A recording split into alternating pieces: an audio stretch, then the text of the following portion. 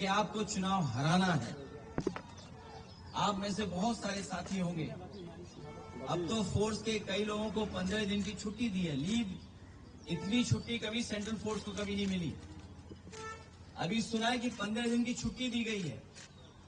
और जिस तरह का व्यवहार यहाँ हो रहा है पॉलिटिकल वर्कर के साथ, पार्टी ऑफिस के साथ, हम लोग भी सरकार में आए और सरकार से गए, कभी कभी किसी वर्कर, पॉलिटिकल वर्कर के साथ इस तरह का व्यवहार नहीं हुआ। चाहे हमारे साथी अभिषेक हों, आदरणीय दीदी हों, उनको सिक्योरिटी की थ्रेट हो, जिन्होंने इतनी सेवा की हो लोगों की, आखिरकार किसकी ताकत की वजह से ही कर रहे हैं। और मैं तो वो तस्वीरें दिखाना चाहता हूं जो कभी यूपी में तस्वीरें बनी थी इलेक्शन में। ये शायद तस्वीर आपने सबने देखी होगी, ये तस्वीर तो देखी होगी आपने। इससे ज्यादा भयानक काम यहां हुआ है। अगर बुलेट्स के डरा करके वोट डाला जाएगा तो कौन जीतेगा? आप बुलेट से डरा रहे हैं वोट के लिए, और इलेक्शन कमीशन निष्पक्ष नहीं है, बीजेपी के सहारे पे काम कर रहा है। जब बाई इलेक्शन उत्तर प्रदेश का हुआ था, मैं लोकसभा में अपने सभी मेंबर्स को लेकर के, कफन लेकर के गए थे हमारे सांसद, और इसलिए लेके गए थे कि स्पीकर को दे दें जिससे कि इलेक्शन कमीशन तक ये चला जाए, क्योंकि हम लोगों ने कहा कि इलेक्शन कमीशन ही मर गया है। और ये बात हम यूं ही नहीं कहते थे, ये तो पहली तस्वीर है।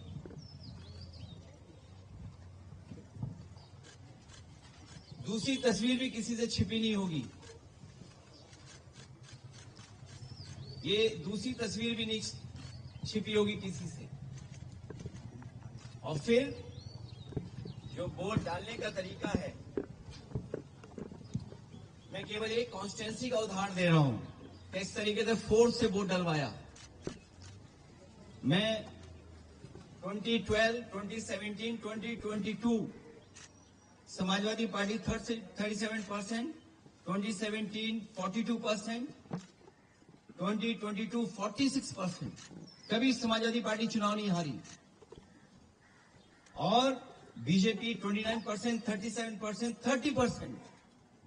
और जब सेंट्रल फोर्स और फोर्स के साथ जब उन्होंने चुनाव डलवाया, अंदर किसी भी एजेंट को नहीं रुकने दिया।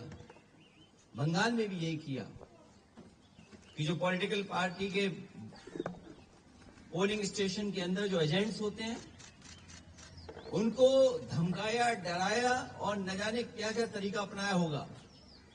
यहां देखिए आप, जब डराया, धमकाया और पुलिस का साथ लिया तो कितना 77% पहुंच गया वोट बीजेपी का। 77%।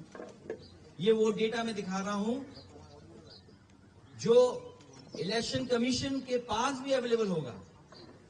ये तो पूरे इलेक्शन की प्रक्रिया ही बदल दी इन्होंने।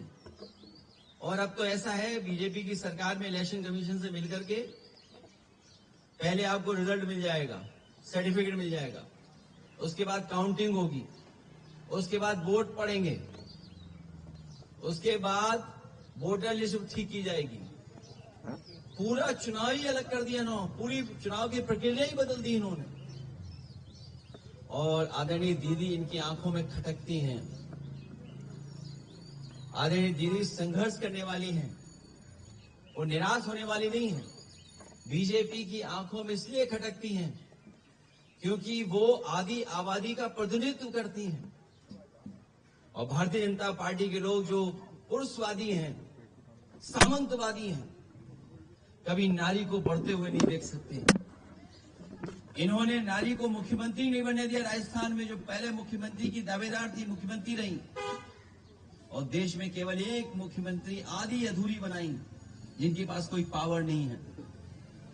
इसलिए हम इस लड़ाई में आदरणीय दीदी के साथ हैं, क्योंकि लोकतंत्र को बचाना है, संविधान को बचाना है।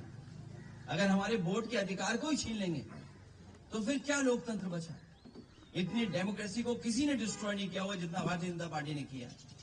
और भारतीय जनता पार्टी पावर के लिए, अपनी ताकत के लिए किसी भी सीमा तक जा सकती है, कोई भी कानून नियम तोड़ सकते हैं। और उत्तर प्रदेश में हम लोगों ने बड़े करीब से देखा, वहां पर ये जो करते थे वो यहां पर किया है। अखिलेश जी, आप कह रहे हैं कि इलेक्शन कमीशन बीजेपी के साथ मिलजुल के ये सब किया, लेकिन आप लोग रोकेंगे कैसे सर? हर जगह से आप लोग वोट चोरी का शिकायत तो कर रहे हैं, लेकिन रोकेंगे कैसे? मुझे उम्मीद है कि देश की जनता इसके बाद जाग जाएगी। जो बंगाल में हुआ है, जो बंगाल को सेंट्रल फोर्स से, क्या आप कल्पना कर सकते हैं कि 3 लाख सेंट्रल फोर्स भेजी गई और चिन्हित करके अधिकारियों को पोस्ट किया गया?